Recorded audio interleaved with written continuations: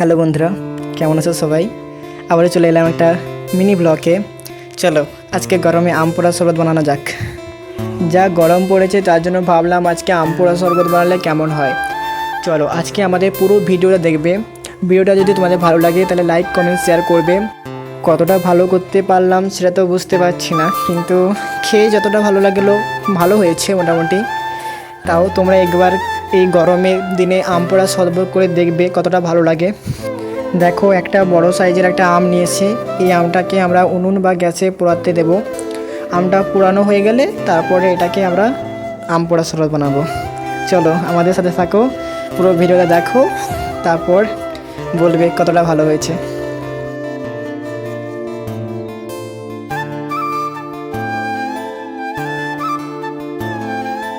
এই আম পোড়া শরবতটাকে একটু টেস্টি বানানোর জন্য একটু জল জিরা নিয়েছি, একটা প্যাকেট, একটা হজমলা বটি নিয়েছি। এরপর গ্যাসের উনুনে আমটাকে পোড়াতে দেবো।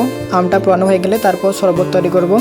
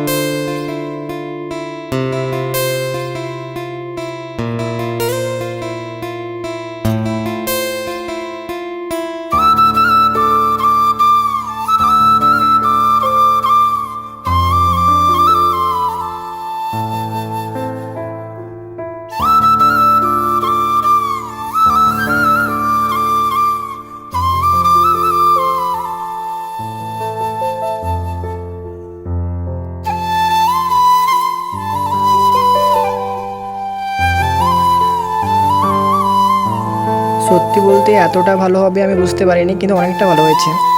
তোমাদের যদি ভিডিওটা ভালো লাগে তাহলে লাইক কমেন্ট শেয়ার করে যাও। অনেক ধন্যবাদ।